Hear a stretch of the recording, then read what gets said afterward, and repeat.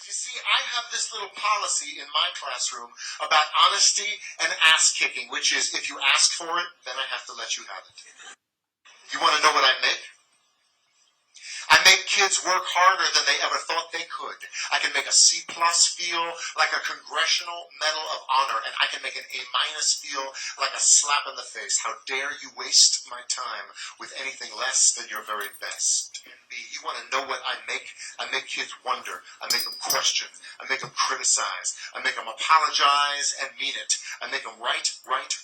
And then I make them read. I make them spell. Teachers make a goddamn difference. Now what about you?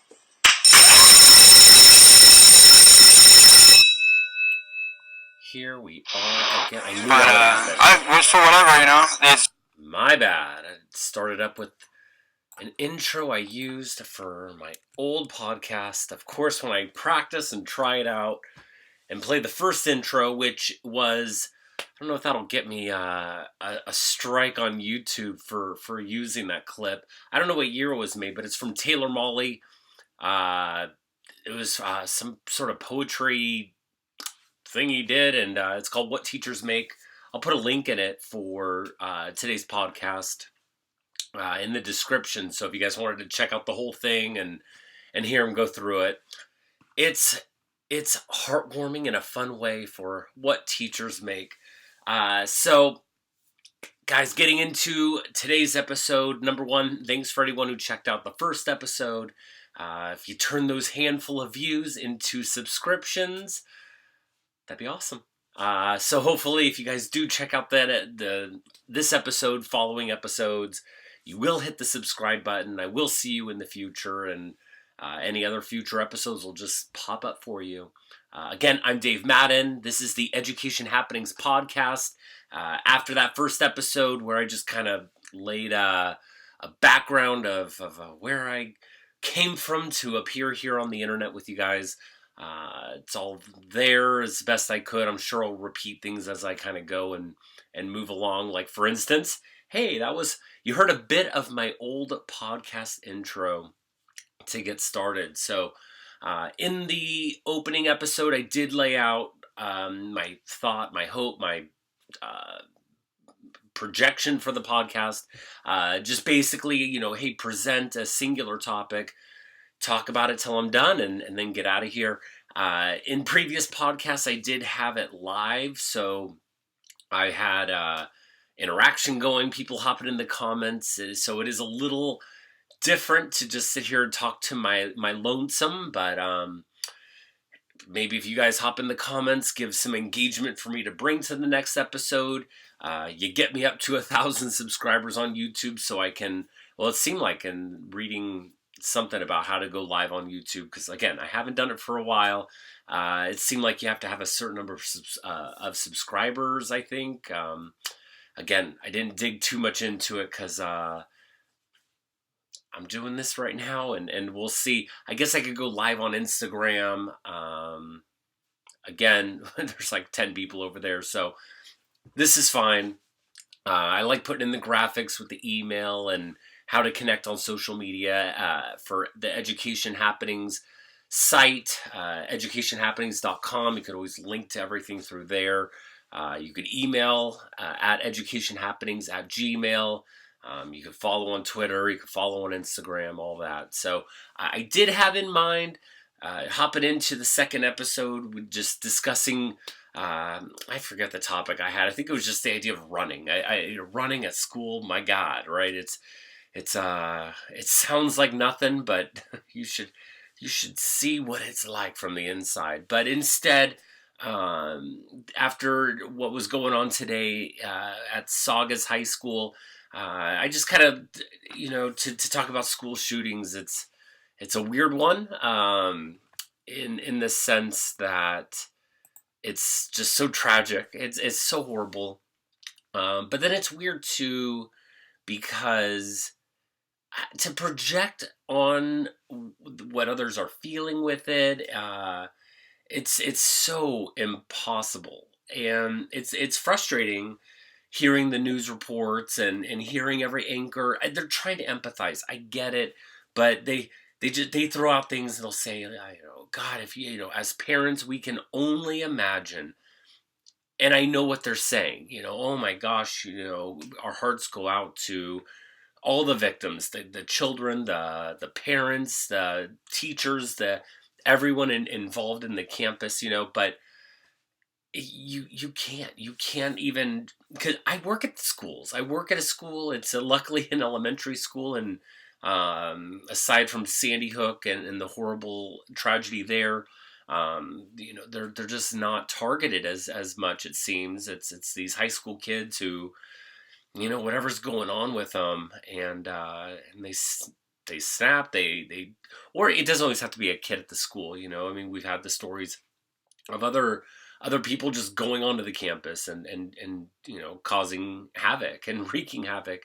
But yeah, it was tough, man. It's always tough. But you flip through the news feed, boom, first thing you see. I mean, the day hasn't even started, and you see this deadly shooting. It was at a high school in Southern California, Saugus High School, and the reports come out. A shooting happened.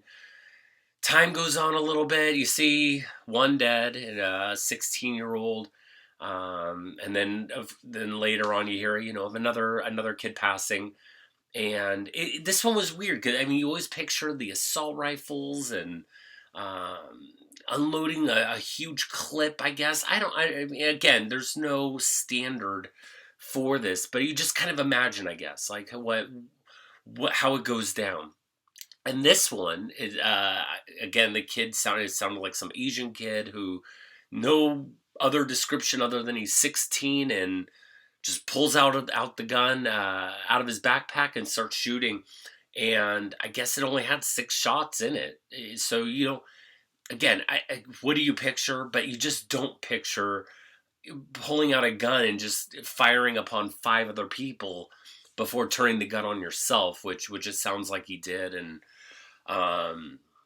but I guess the whole idea of the school shooting stuff, seeing some of the images come out from just today, watching the kids getting filed out from where they were. You could say, I was putting the image up here with an officer walking out a whole line of kids, seeing the images of kids being reunited with their parents. I guess I get it. I get that's where people are trying to empathize. I sit there. Every day I wish I would have grabbed the video, but again, what gets you kicked off of YouTube anymore? This girl who was a student at the high school, man, she nailed my feelings about the school shooting stuff perfectly. It was pretty incredible how eloquent she was, and basically, it's, you don't want to live in fear of this every day, but you can't help but think about it. I think about it every day, and it's you want to think you're going to respond the best way. You're going to react exactly as you should. You're going to keep all the kids safe. You're going to be able to help in a way that maybe you wouldn't even think you could. But then you think, do you freeze up? Where are you going to be at when it happens? You can't ever predict these things. And I think about it every day. I think about just like, how could this happen, and why would it happen, and who would possibly do it? The school I'm at, it's not secure. There's openings everywhere, and that's just my school in particular. I know even schools try to be more secure, have all this fencing, and do everything they can to ensure we're safe. We're going through this singular passageway that is keeping out people that shouldn't be there. How do you know? There's students even that are doing these things. So I think about that. I think about these schools that are just open. I think about the schools that are secured and shut. We recently, at my site, and I heard too. They said they were training and practicing these drills for a shooting. Not really. They don't want these kids, high school kids, middle school kids, elementary kids. We don't want them training for a school shooting. That shit's traumatizing. I mean, it's traumatizing for me as an adult to even try to imagine. I mean, to run kids through this. What are we doing? So they talked about lockdowns. Yes, we do practice lockdowns. We do practice uh, sheltering in place, and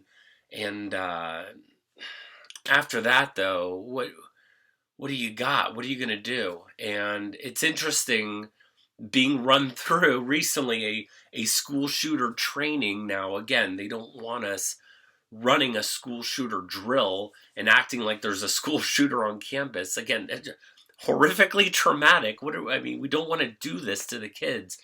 But it was interesting to hear instead of, because the normal protocol is you get under your desk for a lockdown, you turn off the lights, you lock the doors, you kind of wait it out and you be as quiet as possible.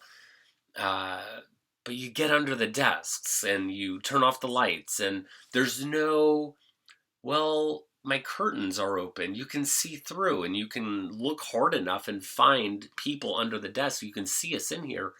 They finally started, hey, teachers, use your brain and go ahead and duct tape that curtain shut, okay, or move the kids in a place that's less visible. It was the first time I've kind of heard him saying, use your brain, which was refreshing, because you think about what are we doing? Why are we just sitting here where people can see you? So if other teachers have already been doing that, kudos, but they rail it into your brain, do it this way. So that was refreshing to hear. But then aside from that, shooter on campus, run. If you see cops coming at you, you run to get behind them. If you hear the gunshots on the west side of campus, you sprint towards the east side of campus. It was basically using logic, which again, refreshing, but then that's what it is. It's you run for your life, and you hop the fence, you get off the campus, you get away, you run for any kind of sanctuary. They, for our site in particular, yeah, we run here, we run there. We're not going to practice this. We're not going to practice running a school of 600 children, kindergartners through sixth graders, across major streets in our city. It's not going to happen. But they injected those ideas into us with this training, and you just sit through it. And you don't talk about it at school. You don't talk about it with the other teachers about, how do you feel about a school shooting? I mean, it's just, this isn't what we do. Maybe we should. It is something. Again, it's not keeping me from being at work. It's not keeping me awake at night. But I do think about it. I think about it a lot. I was watching a lot of the news coverage, eating dinner tonight and watching some of the coverage throughout the day. And one thing that I didn't even notice or catch, through the Twitter feed or whatever little bits I could pick up, during my lunch break or during whatever little walking around minute I got, I realized on the news feed when I was watching, while eating dinner with the wifey, it was kids who took off the campus with today's shooting and incident. They ran to neighbors' houses, and neighbors just, with the wherewithal, whatever they're aware of, paying attention. I mean, they're snatching up the kids to, hey, seek shelter in here. Dude, the neighborhood being jarred by this happening. You think you just live next to this safe little school, and you see the kids walking here and back and forth all the time, and Sure, maybe the neighborhood, they're kind of pissed about the traffic at around 3 o'clock or 8 in the morning, but it's your neighborhood school, and to then act as a shelter for children who are escaping. I hadn't really, for some reason, thought about that as you're running to your safe spot, and along the way, a neighbor is like, "Oh my gosh, come in here," or now that kind of makes me nervous because you're with you're with little kids and people are just calling you into their house. So I don't know as a teacher if I'm available and there, if I would be definitely aiding running into a house. But these were high school kids, and definitely much more capable of kind of watching over themselves in that kind of an atmosphere of being in someone's house, and um, more so than let's say a first grader. So again, whatever you can do to find safety. And that one kind of hit me because I just hadn't really thought about that. You're running out into the neighborhood, and all the other people out there who want to support and help, and are obviously affected also by this. So I thought of that one. I'm seeing that go down, and just it's just lame, and it's just horrible. It's so sad that this is almost commonplace. And I get where I also heard, when the news is talking, and it's just kind of a cycle, and a lot of things get repeated. And this was actually discussed at our shooter training. They discussed how we don't want these instances to happen, but then they use them as like a learning tool of what to do in the future. What do they do about this? Go back into the social media in hindsight? Oh, okay. I heard that they looked at some post of his, and again, I haven't dug deep into this much more than just what's kind of hit me through the screen, and but it sounded like they had his social media and said something about have fun at school today or tomorrow. So what does that mean? Who are you going to go catch that and stop this, and then be alerted to every social media post? I mean, school wouldn't be happening. Who You'd be reading too much into everything. So, okay, yeah, checking social media, it sounds like a great idea. To what extent and by we, I mean just everybody, every possible person that's a stakeholder that doesn't want this shit to happen. What do you do? How do you follow through on this? The officer running our training, they were saying how one of the principals at the high school, he has some account that the kids don't really know about, and he's connected to a lot of them through Snapchat, and they don't even know it's him, so they can, he can see about, who's bringing weed brownies to school, whatever his example was. But, again, high school, different than in elementary school. A lot of kids don't have social media and stuff, maybe in elementary school, but what do you do? How do you check into that piece? Okay, so that, um, the learning piece is a hard one for me because so many of these have happened. They're not all the same. There was actually, I didn't get it posted on educationhappenings.com, but just yesterday there was a story out of China where some guy walks into a school, walks by a class, something along these lines, and sprays a bunch of chemicals into the room, and injures, hurts, poisons 51 kids. Uh, what do you? How are we learning from this? It's more of a normal, and it's more of oh, it doesn't happen to you until it does, and then we mourn and we grieve, and then oh, the news cycle moves you along. It's the learning piece for me, I'm really stuck on. I have a tough time with.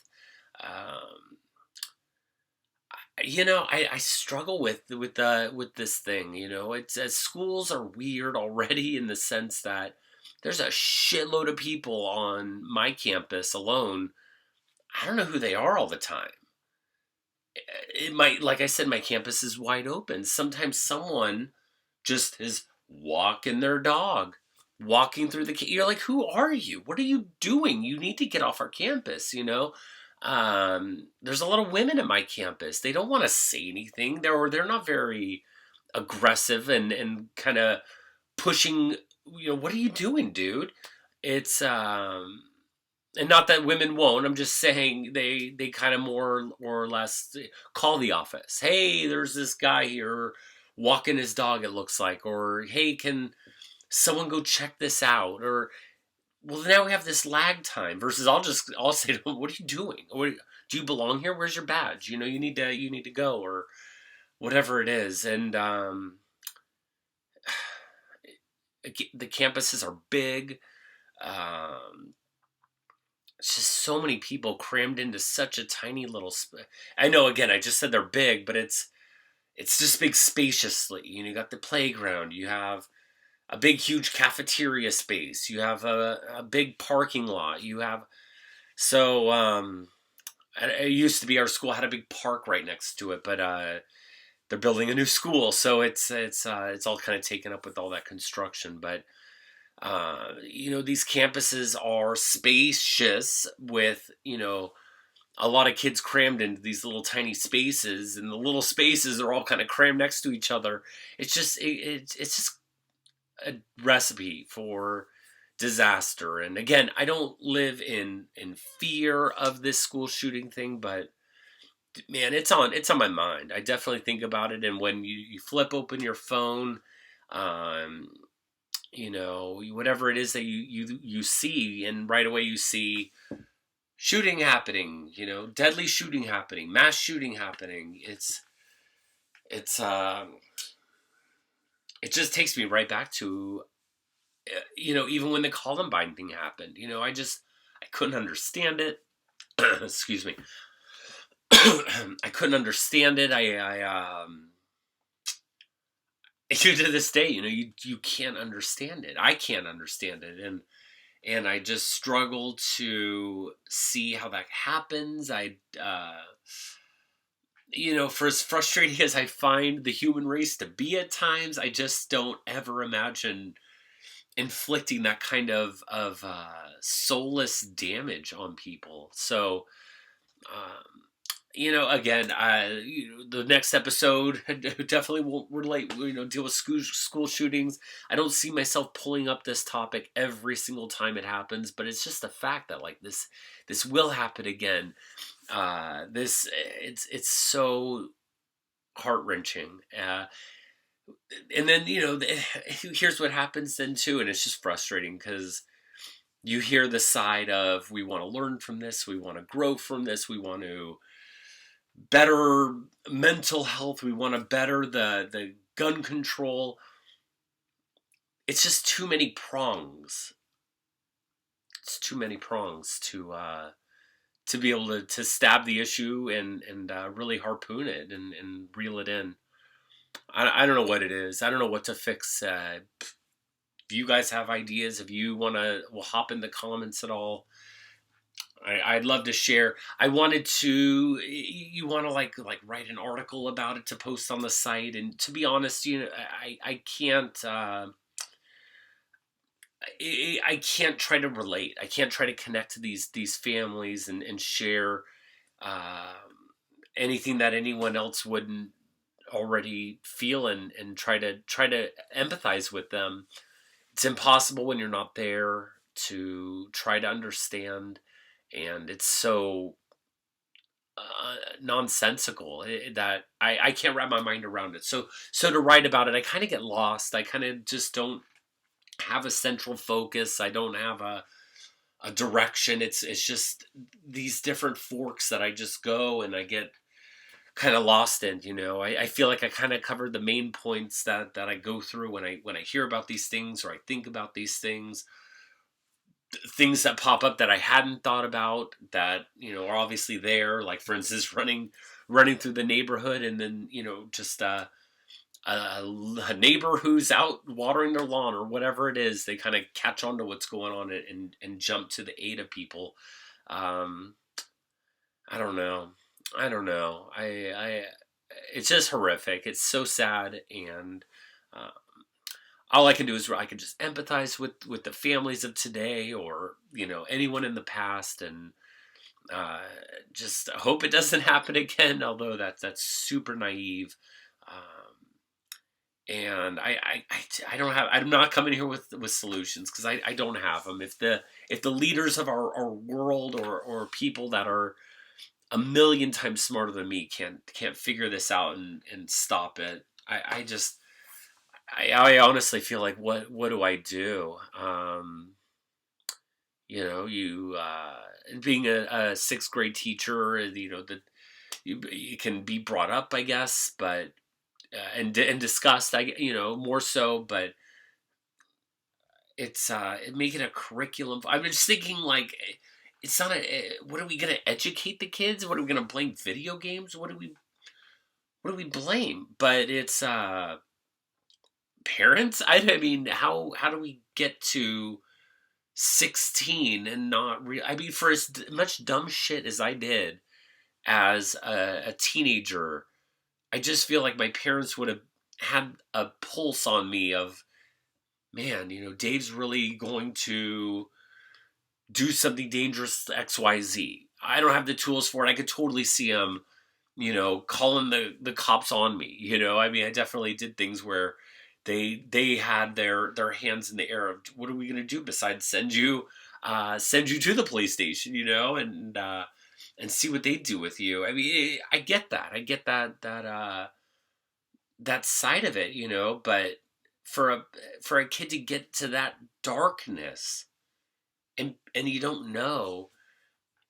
I don't know. Is it a phone issue? Is it a phone we're all just sitting in front of our phones and texting each other from another room? One of the best things I did, it did suck to get deleted from social media, and having my Facebook page disabled by Facebook, sharing videos you're not supposed to.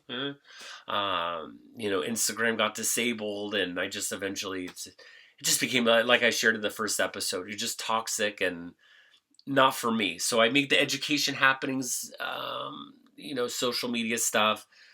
Like it, don't like it, whatever. But I could give a fuck to really see much else and follow a bunch of stuff.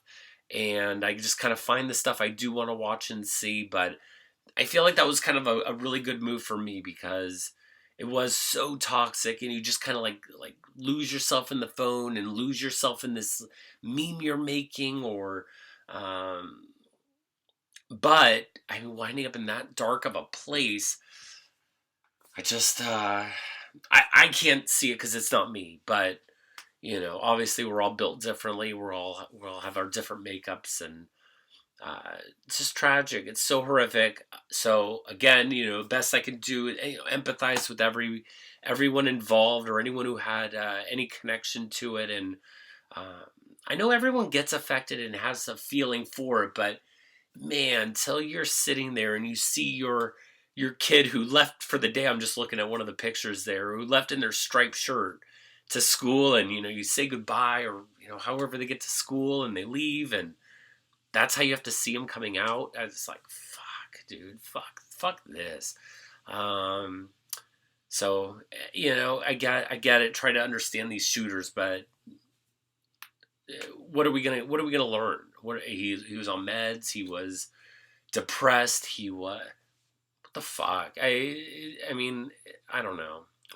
There's so much to blame. There's so many things. Again, what do you stab first? What do you go after?